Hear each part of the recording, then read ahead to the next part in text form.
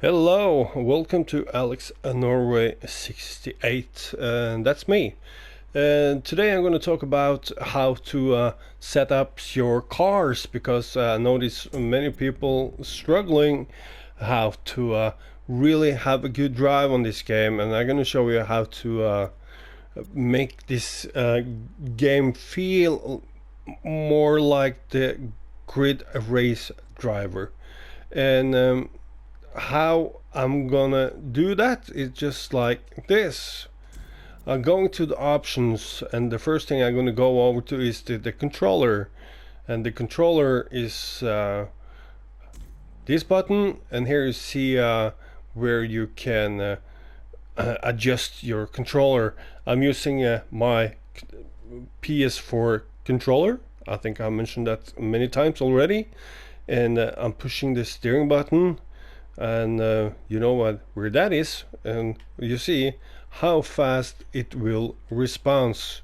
And how I did that, I'm pressing X button to edit device, pressing the X button one more time, and here you see input bindings is where you can set your buttons wherever you want to. And then you go to advanced input. Here the steering sensitivity is 66. When you're buying this game, it says 50. And when you then on your controller, your steering button responds really slow, or not. Yeah, I would say slow, because you have to push it so much to the left side or to the right side before the car actually will respond. So when you put it on 66, it will be faster, the steering, and this steering linearity under below is like you're feeling less response or more response. I put it on 6, and I felt that was very good. So that one is quite easy to remember, because Iron Maiden made a song about it, The Number of the Beast.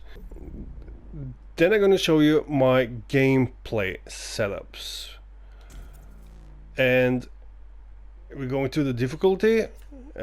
People just, oh, he got terminal damage and visual only, and I'm a newbie. I can say that once. I just bought this game new a couple of days ago, so I got this on medium. I got flashbacks. Flashback is, I'm using flashback when I'm tired, because I'm playing this game like 6 or 7, 8 hours a day, and the last hour I'm just struggling, but I really want to finish the game or the race off, and then I'm doing some hilarious mistakes, and then I'm using flashbacks, and if I'm lucky I only have 2 races left to get gold, and that moments I really hate, because I know I should turn the game off like 20 minutes ago. And you know this semi-automatic, I'm using the semi-automatic because I'm driving a lot of ride 1, 2 and 3, and that you can watch on my YouTube page. I also have the fastest track time on first person with the semi-automatic on ride 3, and that you can watch on my page. I got lots of cool stuff there you can watch.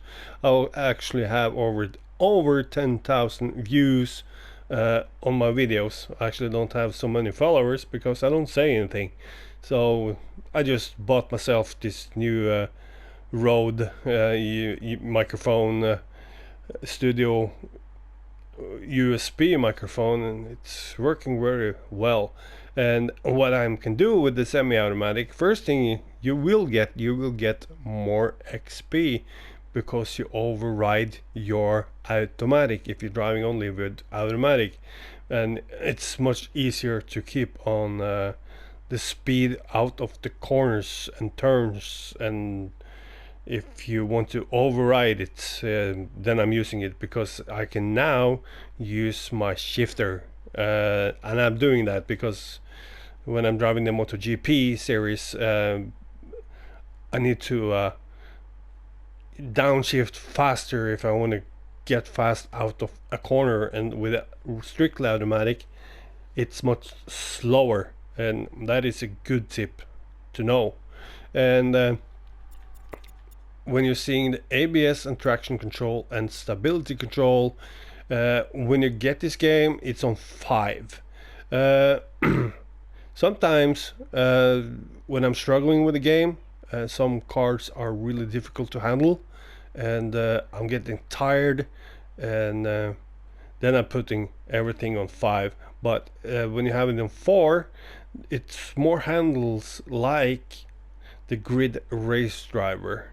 So that makes a huge difference, because you need to get the flow in your car, right? You don't want it to wobble all over the place, and it don't feels good. You don't enjoy your ride, and and people will say, "No, you're driving with the full ABS and traction control and stability control." Well, I'm not driving a T-Ford. I'm not driving a car from the late 70s. I'm driving modern hypercars that have electronics. So when you have electronics, of course I will use it. When you're done with the game, you want to mess up a little and have some fun, then you can put everything on low and nothing. I will do that later on, but now I just want to finish off the game and be done with it before I'm starting to mess around with it. So that is a little bit about the difficulties and how to solve problems with really hard cars to drive. Then you put this on full. If you're having an enjoyable car, then you can put it on 4. It makes everything slightly more stable and more like grid race driver. And actually you can put everything on 3 too. The car will be more playable, more fun, but really depends about the car. So then we're going back to something I was struggling with, if I should actually share it with you, because this one is the best tip I can give. And with this tip, the car's handling, it almost doesn't matter what kind of cars you drive. The hill cars, of course, when you're putting everything on 5, like I just showed you, on options, with the full traction, etc., stability control, and then the car will be easier to drive. And let's see here on my garage, I'm going to show you something I was really not sure if I should share, and I can show you with my R8. That is a glitch I don't like. So here we go. I guess there we are, and you see down on the page it says tuning, livery, and sell and hold, right? I'm putting L2 button. Here we go. And every car you see I have or I drive with, everyone. I don't have any soft, because it just like, why put everything on soft? If you're putting on soft, the car will be really difficult to handle, because it will be all over. It's like a damper on your car. If you want a car to do bad turns and do a 360, then you put everything on soft.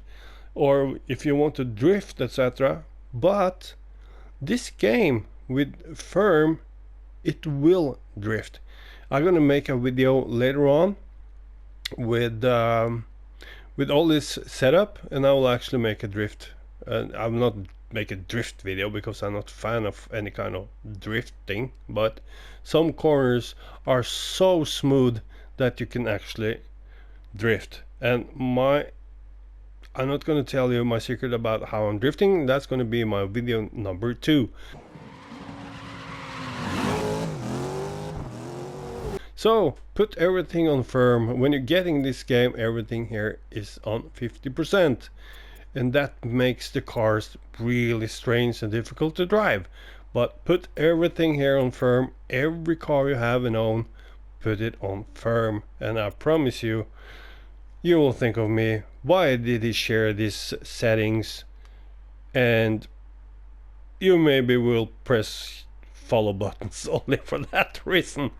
So I'm going to tell you about the gear ratio.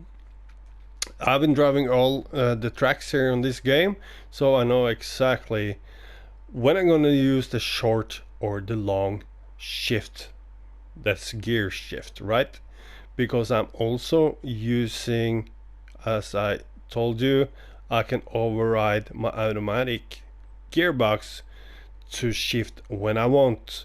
And this is like when you're going into a corner and your automatic is just shifting down and it's holding that gear way too long before it going up to a shift gear number 4 or 5. That means you can override it and you can actually press downshift as I have on square button, and then I can keep the gear shift longer and I will have higher RPM out of the turn, and then I can shift to a higher gear, just like you're driving with not automatic like a normal, you have to shift yourself. That will exactly do the same job. So when I'm using the long is when I'm having Daytona is like this. When I'm driving, example, brand hatch, then I'm going down, maybe here. That depends really about what car I'm using. So, and then I also override, so you will have good pace in your car all the time, and that's really, really important. And do remember springs, dampers and anti-roll bars on firm. I promise you that will change your whole game style. About brake BS, when you're racing the R8 like I'm showing you right now, I have more on the front because that car has huge front brake disc, just like my G6R 750. That bike has huge front disc, right? So I can go fast to the turn, to the corner, and then I'm braking hard. Then I'm going right, then I'm downshifting, and then I have full throttle.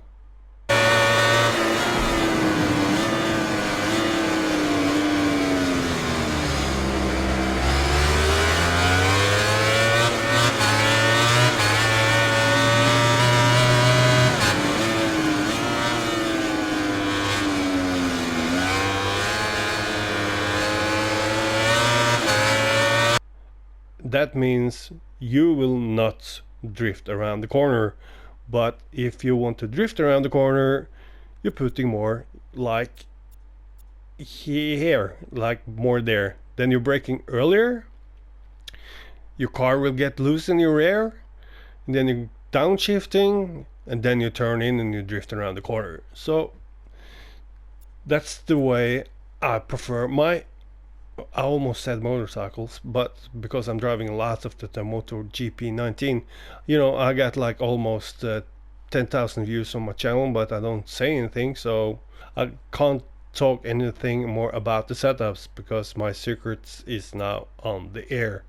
So let's see here. I think maybe I can show you just an example. If this works, here we go. Come on. There we go, tuning, smack, firm, everyone, and here I got it on the rear. That means shorter track. And let's see if I got another car I can show you. Let's see here, L2. Oh God, oh, this glitch, Codemasters. If you're watching this, you have to do something with it, and you also have to do something with the lobbies when you're going online, because lots of idiots are already there and hitting and crashing, and those guys are the person that drives the third person, because they don't see the distance from the car in front of you, so they can't see the 2, 3, 4, 5 meters in front of you, and that's the problem. So make a lobby like you did with the grid race driver. Make a ghost lobbies, then the races will be based on how your skill set are, how you take turns, driving lines, and nobody's messing up your driving. So please Codemasters, you have to do that. Here we go again. Firm. That last race was Daytona. This car is so good, but I actually think it could be faster. I think it's maybe kind of slow. Too bad. Again, firm. Every car I have is on firm.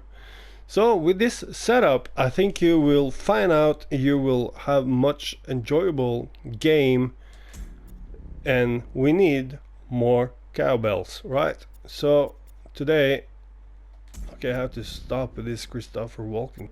I think you will appreciate this, because your cars will now be much better to drive, and watch out for the next episode.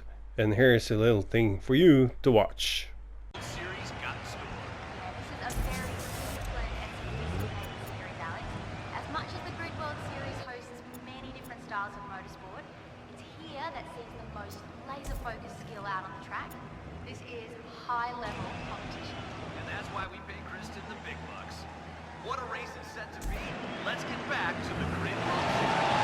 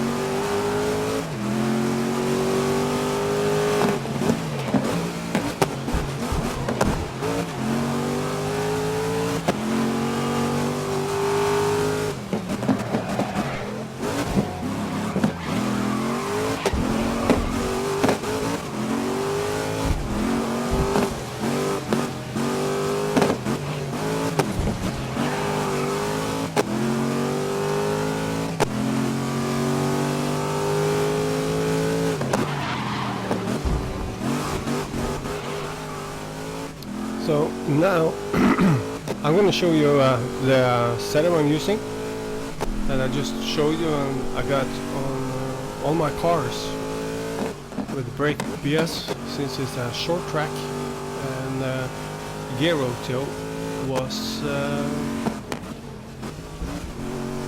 not on high, because it's Bram Hatch. Bram Hatch, it's a small track, but this is the big track, but the distance in the track is small, not so very long before it comes to a turn. Lots of good tracks, turns, I mean, hitting in the spot, shifting number one, and as you see here, I try to go inside. I'm braking early, so I'm not bumping into the first car there, and always trying to go inside, so it works very well. This setup is so great. I'm just amazed how much feeling I got, exactly the same from the Grid Race Driver. It just feels exactly the same. I'm just surprised how good it is. Yeah, what to say? It's just I'm just amazed. And this is when you're driving, as you see with the hood view, I like the sound of the engine, and I like how the way I can see into corners, just like this. I can aim so much better and a third person. Third person, they don't see the distance like I do into the corners, and they don't see so much how many meters or yards it is to the car in front. So that's why you feel all these bumper cars that use you as a bumper. You see here, I can just like slalom, if you know what that is. Alpine. Oh, braking nice, so good. If that was third person, I would hit him. And here I can aim to get to inside. Of course, a little small hit. That doesn't bump him out of the road or smash his car, whatever. I'm a clean racer, always been a clean racer, and think that's the best way to do. What I noticed with this game, with the AI, the more difficult they are, you're putting in the settings, the more idiots the AI cars will be, and they will just hunt for you. And I don't like that, because that's only learning people to hit cars, hit others, and think that Grid is suddenly a demolition race. But it's not a demolition race, it's a race car game. So I think people should stick to that and note that. It's try to drive clean and not use other for bumpers, because the only thing they will have from that is that people will not play this game anymore, because it's too many idiots. And then you're stuck with the game, and you're finally on your own in the lobby. There is no players, and then you're spending lots of money that you're having a game you don't play. So drive clean, have fun, have good race. It's so much fun to have a good racing. I have a community on the PS4, and I'm learning them to play clean. It's over 100 members, and you can just go in, if you want to try to find us, you just give Grid Legends and it will pop up. So this setting on this car are working really good, and I don't have so much to trying to drift. That was too slow. The only thing with drifting, it only makes the car slower, because you are blocking the tarmac with the four wheels on the side, right? That means you don't go fast. The best way to go fast is to stick all the wheels in the same direction as the road is. It's quite easy as that. So, and this is, I was just touching the triangle button, and that happens. So I didn't supposed to. So that was it. It was a good race, and I'm gonna make it in a replay too, so you can see how it really works in the drifting scenes too. Let's see here. Here we go. I'm just watching the time. I'm not going to say anymore. Hope you enjoyed the show, and hope you will follow, because more will come from my page about Grid. So take care. See you. Enjoying the sound.